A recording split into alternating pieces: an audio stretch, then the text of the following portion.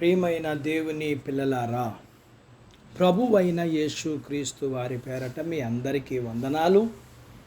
ప్రభువు పేరట మీ అందరికీ శుభములు, దీవెనలు కలుగునుగాక. ఈ ఉదయకాలం పరిశుద్ధ గ్రంథము నుండి దేవుని వాక్యాన్ని చదువుకుందాం. మత్తయి సువార్త 19వ అధ్యాయము 26వ వచనాన్ని చదువుకుందాం. యేసు వారిని చూచి, ఇది మనుషులకు అసాధ్యం కానీ దేవునికి సమస్తము సాధ్యమని చెప్పాడు. దేవుడు తన మాటలు మన కొరకు దీవించునుగాక. ఆమేన్. ప్రియమైన దేవుని పిల్లలారా, ప్రభువారు చేసిన కార్యాలన్నీ ఆయన శిష్యులు కూడా చేశారు. కుంటివారిని, గ్రుడ్డివారిని, మూగవారిని, దెయ్యం పట్టిన వారిని స్వస్థపరిచారు. చనిపోని వారిని సైతము తిరిగి బ్రతికించారు. దేవుని శక్తి వలన మనుషులు శారీరక రోగాలు బాగు చేయగలరు కానీ మానసికమైన రోగాలు తొలగించలేరు. ఇది దేవునికి మాత్రమే సాధ్యం. ఇది మనుషులకి అసాధ్యం గనక మనకై మనము స్వచ్ఛందంగా దేవుని దగ్గరికి వెళ్ళి మన మానసిక సమస్యలు తొలగించుకోవాలి. మానసిక సమస్యలతో బాధపడుచు మనసులో ప్రశాంతత దొరకని ఒక ధనవంతుడైన యవనస్తుడు యేసు ప్రభు వారి దగ్గరికి వచ్చాడు. అతనికి కావలసినంత ధనం ఉంది, నీతిగా జీవిస్తున్నాడు, అయినా మనసులో నెమ్మది లేదు. ప్రియ ప్రభువు దగ్గరికి వచ్చాడు. నిత్య జీవం పొందడానికి నేనేం చెయ్యాలని అడిగాడు. ప్రభువారు అతనితో ఏం చెయ్యాలో చెప్పగా, ఆ యవనస్తుడు, నేను బాల్యము నుండి దేవుని ఆజ్ఞను అనుసరిస్తున్నాను, అయితే ఇంకా పరిపూర్ణుడు అవ్వాలనుకుంటున్నా అని అంటే, ప్రియ ప్రభువారు, నీ ఆస్తిని అమ్మి బేదలకిచ్చి వచ్చి నన్ను వెంబడించు అన్నారు. యవనస్తుడు మిగులు బాధపడుచు వెనక్కి తిరిగి వెళ్ళిపోయాడు. ఆలోచిద్దాం, మనం మన నీతి కార్యాలను బట్టి కాక కేవలం దేవుని మీద ఆధారపడ్డ దానిని బట్టి నిత్య జీవానికి వారసులు అవుతాం. ధనాపేక్ష కలిగిన మనసు ఉన్న ప్రతివారు ధనవంతులే.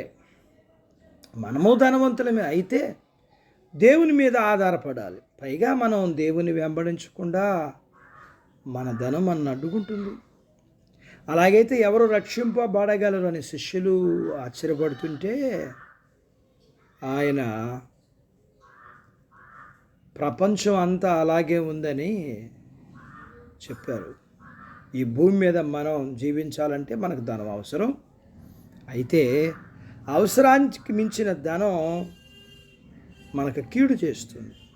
విచిత్రం, ధనము సంపాదించటం వ్యసనంగా, అలవాటుగా మారిపోతుంది. వ్యసనాలను వదలటం కష్టం కదా.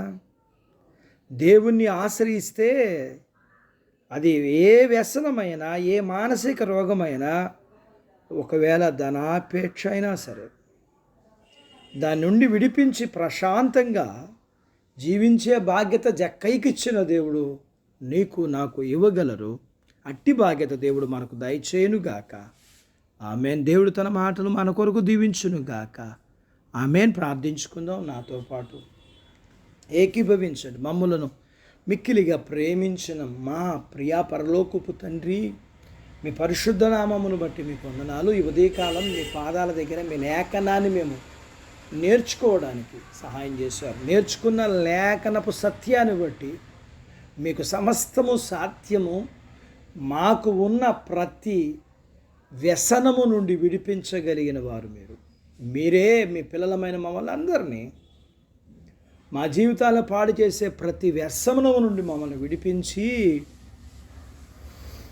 మమ్ములను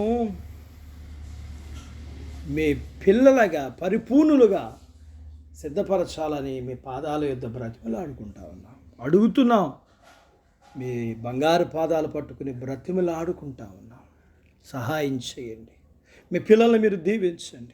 చిన్న బిడ్డలను, యవనస్తులను, వృద్ధులను, స్త్రీలను, పురుషులను దీవించండి. వారి చదువులు, ఆరోగ్యాలు, ఉద్యోగాలు, ప్రయత్నాల్లో విజయాలు ఇవ్వండి. ఉద్యోగాలలో ప్రమోషన్స్ ఇవ్వండి. చేతి పనులు, వ్యాపారాలు, పొలాలు, పశువుల్ని దీవించండి.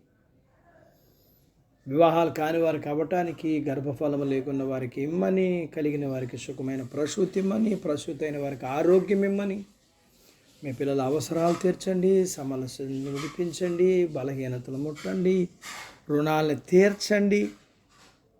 మీ పిల్లల్ని మీరు దీవించండి. యేసు ప్రభు వారి పేరట స్తుతించి ప్రార్థించి అడిగినవన్నీ పొందుకొని ఉన్నాము తండ్రి. ఆమెన్. దేవుడు మిమ్మును దీవించును గాక. ఆమెన్.